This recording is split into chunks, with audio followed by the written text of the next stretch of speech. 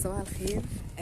كنت نزلت قبل كده بوست ازاي تعملي شعرك كيرلي، وكانت جات عليه اسئله كتير، فانا قلت هعمل لكم لايف وانا قاعده فاضيه، اعمل لكم فيه ازاي بعمل شعري كيرلي. ولو حد عايز يسال اي حاجه في الروتين اللي انا بعمله فاوكي، ممكن يبقى ده المكان المناسب تسالوا، حتى لو مش موجودين لايف فممكن تحطوا كومنتس بتاعتكم، وممكن تتابعوني على اليوتيوب شانل بتاعتي اسمها ايفون نبيل، او على الصفحه بتاعتي على الفيسبوك هنا برضو اسمها ايفون نبيل. ده الناس يبقوا موجودين اونلاين. انا بتكلم ازاي تعملي شعرك كيرلي حلو من غير ما يهيش، ويبقى حلو ومنفوش وكيرلي بتاعه حلو. اول حاجه، لو انتي داخله على ان انتي عايزه شعرك كيرلي بشكل مستمر، لازم تبطلي هيت. يعني لازم تبطلي كل حراره بتستخدميها على شعرك. ما ينفعش تبقي عايزه تعملي شعرك كيرلي وانتي عماله تفرديه. اول حاجه مثلا البيبي ليس والسشوار والحاجات دي كلها بتفرد الشعرايه، فما بيبقاش فيها الشكل ده. شايفين الشكل ده الكيرلي اللي هو اللي ملفوف ده ما بيبقاش موجود في الشعرايه. يعني انا كنت بشتغل مذيعه، فقعدت فتره مثلا بتاع شهر عندي تصوير كل يوم كل يوم كل يوم، فقعدت في الشهر ده اعمله كل يوم بيبيليس تقريبا. فالشكل الكيرلي بتاع الشعر ده راح اصلا، ما بقاش موجود. فلو انت عايزه داخله ان انت تعملي شعرك كيرلي، او بادئه انك عايزه تعملي روتين، اول حاجه لازم تبطلي اي هيت انت بتعمليها. ولو بقالك كتير بتعملي هيت وفير وبيبيليس والحاجات دي، هتلاقي طبعا الشعريه بتاعتك بقت مفروده. فمعلش اصبري شويه، كل ده هيتظبط، بس هياخد وقت منك. هياخد وقت قد ايه؟ بصي، انت ضريتي شعرك في قد ايه؟ مش هقولك ان انت هترجعي يعني تاخدي كل الوقت ده. انا بنتي 4 سنين اعمل لها ايه؟ هي اخر شعرها كيرلي لكن من قدام منكوش. اسمعي او اتفرجي على الفيديو النهارده، يعني هقولك تقريبا كل التركات اللي ممكن تعمليها بشكل كامل، وانا هعملهم على البيج عندي مفسرين وبالبرودكت اللي انا بستخدمها بالتفاصيل.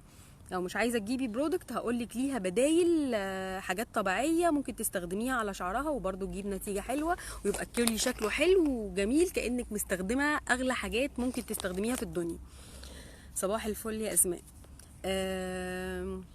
يا جماعه اللي ما اشتركش في البيج بتاعتي يروح يشترك. انا البيج بتاعتي اسمها ايفون نبيل، وعلى اليوتيوب اسمي ايفون نبيل برضو، ممكن تروحوا هناك برضو هتلاقوا فيديوز. هعمل مجموعه كامله متكامله للشعر الكيرلي. طيب اول حاجه احنا لازم نبطل الهيت خالص. لو احنا بنستخدم اي حاجه سخنه فده رقم واحد ان احنا نبطل استخدامها. طيب تاني حاجه، شعر الكيرلي محتاج طول الوقت ان انت تكوني بترطبيه. ما ينفعش ان انت تبقي عايزه تعملي شعرك كيرلي ويبقى ناشف وما فيهوش ترطيب. طيب الترطيب ده بيجي من ايه؟ بنستخدم مجموعه حاجات، يا اما حاجات طبيعيه يا اما حاجات بدايل ليها، يعني برودكت بنشتريها. وهقول لك على اسماء شويه منهم.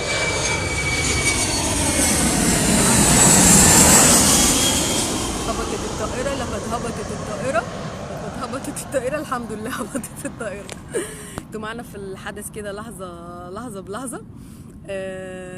طيب ايه البرودكت اللي ممكن تستخدميها عشان ترطبي شعرك؟ في كذا سيرم، اهمهم الحاجات اللي انا بحبها قوي. في سيرم اسمه تريتو، ممكن ابقى انزل لكم الصوره بتاعته عندي على البيج عندي. في سيرم اسمه تريتو، ده حلو قوي قوي قوي وسعره معقول، والكميه بتاعته 120 مللي، فهيكفي معاكي وقت كتير قوي قوي قوي، وريحته فظيعه فظيعه فظيعه. انت لو بتجيبي برفيوم لشعرك مش هتجيبيه بالجمال ده.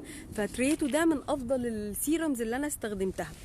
طيب ايه ترتيب الروتين بقى؟ يعني انا دلوقتي غسلت شعري وعايزه اعمله كيرلي، اروح احط فيه سيرم؟ لا، هقولك اول حاجه هتحطي له بلسم كتير كتير كتير، وترطبيه بالبلسم الاول، وبعدين هتشطفيه من البلسم. ويا ريت يبقى عندك بلسم ليف ان ده يعني حاجه مش بنشطفها، بنسيبها في شعرنا. طيب ايه البلسم اللي ممكن يتساب ليف ان؟ في حاجات كتير بس من افضلهم في مثلا فاتيكا حلو جدا جدا جدا وممكن يتساب في الشعر. في كذا نوع بلسم، ممكن لو رحتي الصيدليه وقلت لهم ايه الحاجات اللي تنفع ليف ان، لوفيا برضو من الحاجات الحلوه وممكن تتساب ليف ان في شعرك. حاضر، هكتب لكم الاسماء من عينيا الاثنين بعد ما اخلص اللايف، هكتب لكم الاسماء بتاعتهم. طيب حطيت الليف ان، بحطه ازاي؟ ما بحطهوش في فروه راسي، يعني خلاص انا شطفت شعري من البلسم اللي هو خلاص رطب شعري، مش بحط بقى في فروه راسي، لا بنزل احط على الاطراف، بحط على الاطراف بتاعه شعري، وببتدي بعد ما بحط بعمل كده. طبعا الكلام ده وانا بسلكه، يعني انا سلكت شعري وانا بغسله وحطيت عليه البلسم وانا تحت الدش، بفضل اسلكه كده بايديا واحده واحده، ومش كده بفككه من بعضه، يعني بايدي كده وافضل افكك الخصل من بعضها لحد ما الاقيه خلاص سلك، فبس بسرحه بمشط واسع جدا وانا تحت الميه، ببتدي اسرحه من تحت لفوق لحد ما بطلع لفوق، وبعدين خلاص شطفت البلسم اللي هو بتاع الحموم ده، ببتدي احط له بقى الليف ان اللي احنا قلنا عليه ده، اللي هو بنسيبه بقى في شعرنا، فخلاص بيبقى الشعر متسلك وتمام، وابتدي احط شويه حلوين كده في كف ايدي وعلى الاطراف واحطهم وابتدي اعمل كده. طب ليه ما بحطش من فوق؟ ما بحطش من فوق لان انت اوريدي عايزه يبقى عندك فوليوم، لو انت حطيتي من فوق ففي شعر، يعني انا نوع شعري مثلا لما بحط ليف ان من فوق فبيبتدي ياخد الشعر ويهبط، فبيبقى ساكع، فبيبقى لازق كده في فروه راسي، فبيبقى شكله مش حلو خالص، فانت عايزه تديله كثافه وعايزه تديله فوليوم وعايزه تديله الشكل ده، فما بتحطيش في فروه راسك، لا بتحطي في الاطراف بس وبتعملي كده. طيب ايه الخطوه اللي بعد كده؟ تحطي له سيرم، يعني انا بحط ليف ان وبعد ما بحط له برده في الاطراف، لان الاطراف عندي بتبقى ناشفه جدا واول حاجه بتنشف. انا كده يا جماعه شعري المفروض ان هو كده بقاله مثلا ايه 5-6 ايام، المفروض ان هو يتغسل بقى ويتعمل تاني. بعد ما بحط له الليف ان ده بحط له على الاطراف بتاعتي السيرم، تمام، وساعات بحط نقط بسيطه، يعني بطلع لحد فوق كده بالسيرم، لان السيرم بيبقى ريحته حلوه. انا جنب المطار يا جماعه، فما تقلقوش لما تسمعوا طيران، مفيش حرب ولا حاجه، ده انا جنب المطار. فببتدي احط له السيرم.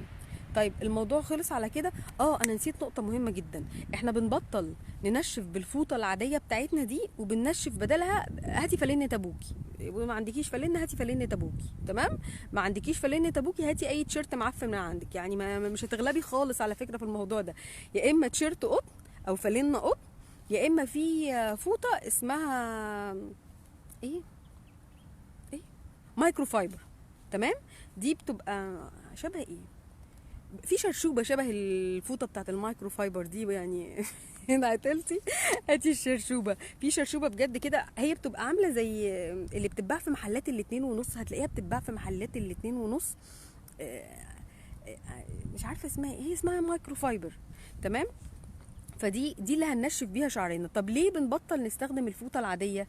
بنبطل نستخدم الفوطه العاديه لان الفوطه العاديه بتبتدي تقصف شعرنا، بتقصف الشعر وبتقطعه، يعني الاحتكاك، وبعدين بتفك الكيرلي بتاعه، يعني بتخليه، شايفين الحته دي طبعا دي بقى لها خلاص يعني قدح من الزمان، الكيرلي بتاعتها مش محدده، تمام، ده كده الكيرلي بتاعه كده يعتبر راح وفي شعر فالت منه.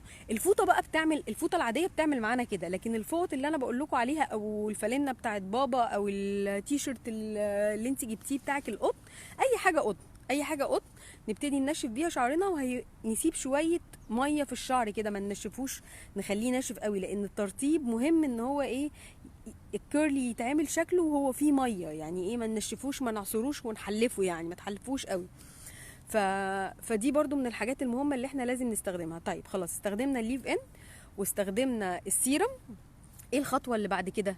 خطوه مهمه جدا جدا جدا، ناس كتير بتهمل ان هي تعملها. انا بسيب شعري مثلا بتاع ربع ساعه كده ينشف شويه في الهواء العادي، وبعدين بجيب الديفيوزر ده البتاع اللي هو طالع له سنون كده بيبقى مدور بيتركب فوق السشوار.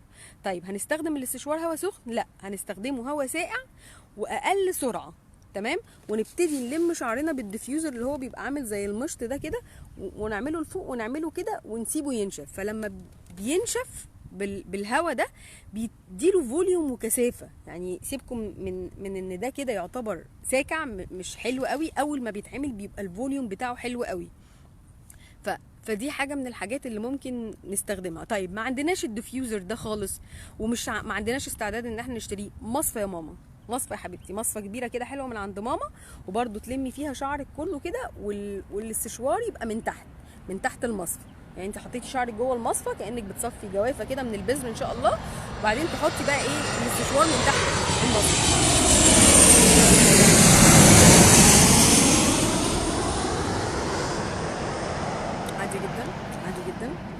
كل الناس. انا مش عارفه انتم مركزين ولا في حاله صمت عامه ولا ايه. اكتبي اخر حاجه جات لي، اكتبي الاسماء. تمام. آه، طب اللي موجودين يعملوا باي ولا هاي ولا اي حاجه. انا مش شايفه اي حد بيكتب اي حاجه، مع ان انا شايفه فيه يا جماعه ناس بتتفرج. طيب بعد ما بنخلص القصه بتاعت الديفيوزر دي بنعمل ايه؟ انا بالنسبه لي انا عندي سبراي بيدي فوليوم كمان، جايباه من لوريال، فانا برش. طب ما عنديش السبراي ده، في حاجه بقى فظيعه فظيعه فظيعه، وده بديل للسبراي ده وبديل لكل الحاجات. بجيب من عند العطار شيح بابون، اسمه شيح بابونج، تمام بالظبط كده، وبغليه غلوتين 3 كده حلوين، وبحط عليه شويه خل تفاح بتاع غطا الخل كده، بنحطه عليه. وده بحطه في الازازه والبخاخه بتاعت السبريهات دي، بتاعت اي سبراي قديم عندك، وبترشي بيه على شعرك. طيب ده فايدته ايه؟ ممكن تحطيه قبل ما تعملي الديفيوزر على فكره.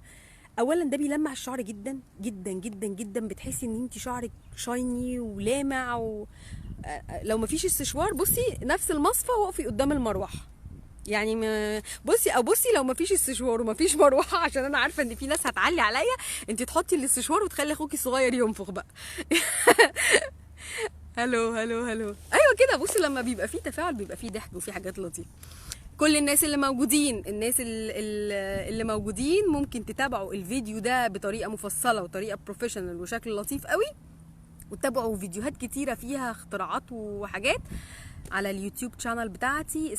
اسمي على اليوتيوب ايفون نبيل، نفس الاسم اللي ظهر عليكم عندكم اللي انا بتكلم منه ده. اعملوا عليه سيرش على اليوتيوب هتلاقوا الشانل بتاعتي، وهتلاقوا بنفس الاسم على الفيسبوك البيج بتاعتي. هتنوروني وتشرفوني. طيب خلصنا القصة بتاعت الشيح البابوني وخل التفاح، وده بديل للسبراي.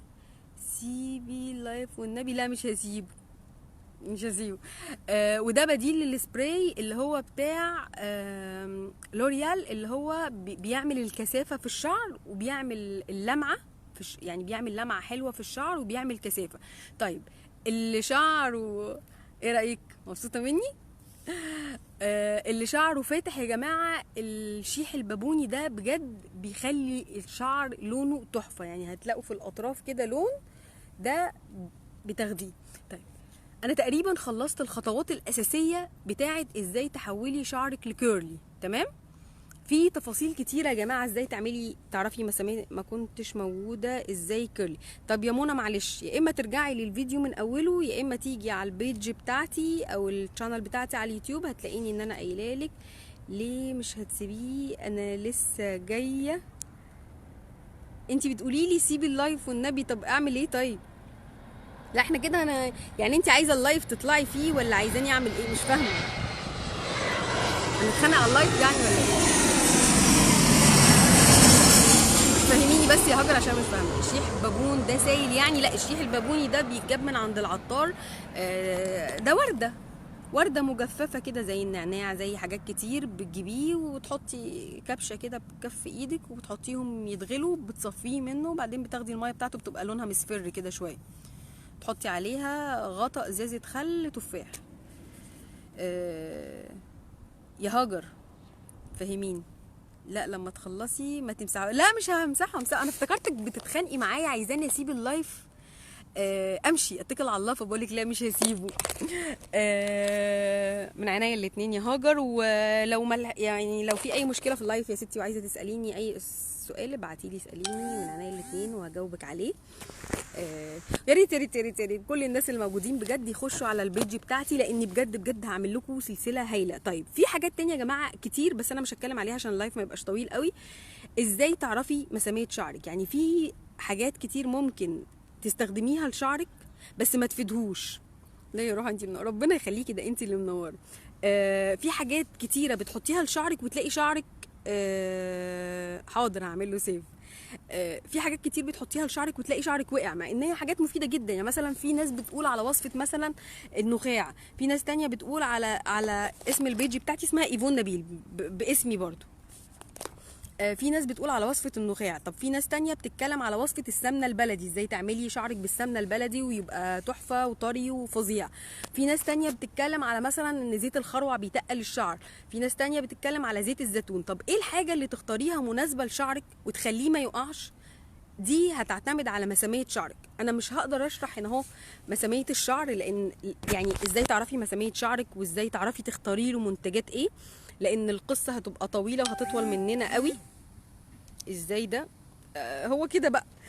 في تفاصيل كتير بجد لازم الواحد يبقى عارفها عشان يعرف يتعامل مع شعره، بدل ما شعرك يقع منك وانتي قصدك توجبي معاه وتعملي له مثلا ايه، خلطه السمنه البلدي بقى، وتكلفي امك تاخدي منها سمنه بلدي وتقعد تزعق لك والجو ده، وفي الاخر شعرك يقع. فانتي اعرفي ايه النوع بتاع البروتين بتاع شعرك، واعرفي ايه المساميه بتاعت شعرك عشان تعرفي تتعاملي معاه. كل التفاصيل دي يا جماعه انا منزلاهم في سلسله ازاي تتعاملي مع شعرك سواء كيرلي او مش كيرلي، وهنزل لكم كمان ازاي تقصي شعرك عشان الكيرلي بتاعه يبقى باين حلو. يعني انت لما تعملي كده تلاقي فيه كثافه، لان لو انت شعرك كله سوا واحد مش هيبقى فيه الكثافه ولا الشكل ده. فانا منزله لكم التفاصيل دي كلها في كذا بتاعه. ممكن ابقى اعمل لكم لايفات تانية بس عشان اللايف ما يبهوأش مننا والناس تزهق مننا. فانا مبسوطه ان ده اول لايف اعمله معاكم في دندشه، والناس زي العسل. ولولا بس ان هاجر افتكرتها ان هي بتطردني بالذوق، بس الحمد لله طلعت ما بتطردنيش بالذوق. سالتيني على ايه امل؟ قولي لي اللي انت نفسك تساليه. ما ما خدتش بالي او ما جاليش، يعني ما خدتش بالي. انا شعري انا شعري ناعم، ببقى عايزه كيرلي اعمله ازاي؟ هو ناعم ناعم ولا مفروض من ان انت بتعمليه طول الوقت؟ لو ناعم ناعم طبيعته ناعم، بصي هيبقى ويفي. ما وعدكيش ان هو يبقى الكيرلي اللي هو الضيق ده، بس في طريقه تعملي بيها الكيرلي الضيق، ودي بتلفيه بصوابعك كده اللي هي قلبي يطلع ربنا يخليك يا هاج. في طريقه وكنت منزله شرح بالتفاصيل، بس انا مش عايزه بس اللايف يطول مني يا جماعه، ومش عايزه الناس تزهق مني. مبسوطه ان انا كنت معاكم النهارده، واللي محتاج اي حاجه في قصه كيرلي ده انتوا عرفتوا طريقي. البيج اسمها ايفون نبيل، واليوتيوب شانل بتاعتي اسمها ايفون نبيل.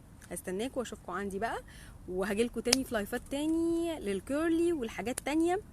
انا عامله حاجه يا جماعه على البيج بتاعتي هتتهبلوا، او كل الناس هتتهبل. انا نزلت بس الاعلان بتاعها والناس بجد اتجننت. ازاي تفتحي بشرتك مثلا درجتين 3 في لحظتها. فهستناكم عندي بقى واشوفكم مرة تانية في اللايف. باي باي، صباحكم زي الفل.